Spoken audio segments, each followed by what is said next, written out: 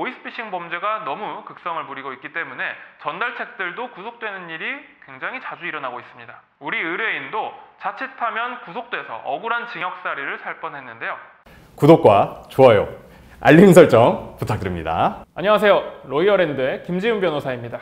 오늘은 최근 많이 늘고 있는 보이스피싱 범죄에 대해서 이야기해 보겠습니다. 직접 진행했던 사건을 바탕으로 설명드리겠습니다. 의뢰인은 청소 업무 등 하루하루 아르바이트를 하면서 생계를 유지해 오던 사람이었습니다. 그러던 중 이 의뢰인은 모르는 사람으로부터 문자 메시지를 받았는데 거기에는 고액 알바, 대출 가능이라는 내용이 담겨 있었습니다. 호기심에 이 의뢰인이 모르는 사람에게 전화를 걸었는데 의뢰인은 이 불상자로부터 대출 알선 업무를 한다라는 설명을 들었는데, 그러니까 대출 기관 혹은 대출자 사이에서 돈을 전달해 준다든지 아니면 물건을 전달해 준다든지 이런 단순 심부름 정도의 업무를 하면 고액의 알바비를 받을 수 있다고 설명을 들은 것입니다. 그러나 사실 이 업무는 보이스피싱 범죄에서 현금을 인출하고 전달하는 역할, 즉 현금 인출책 혹은 전달책 역할을 수행하는 것이었습니다. 의뢰인은 울산에서 3회 그리고 김해에서 1회 총 4회에 걸쳐서 4,600만 원 정도를 전달하다가 결국 경찰의 현행범으로 체포되었습니다. 그래서 이 의뢰인은 구속될 가능성도 배제할 수 없는 상황이었죠. 굉장히 억울함을 호소했습니다. 자기는 단순 알바인 줄 알고 가담했다, 보이스피싱 범행에 사용되는 일인지를 몰랐다 라고 얘기를 했지만,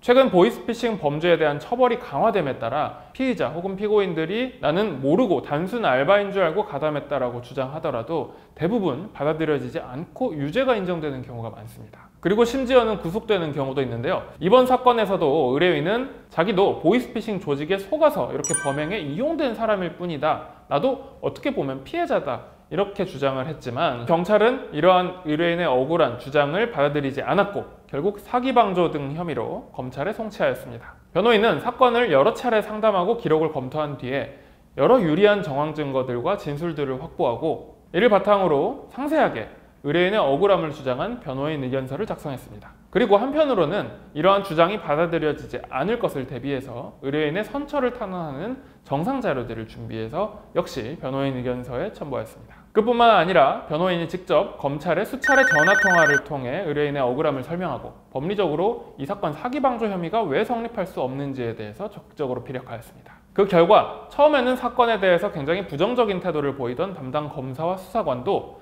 점점 태도를 바꾸기 시작했습니다.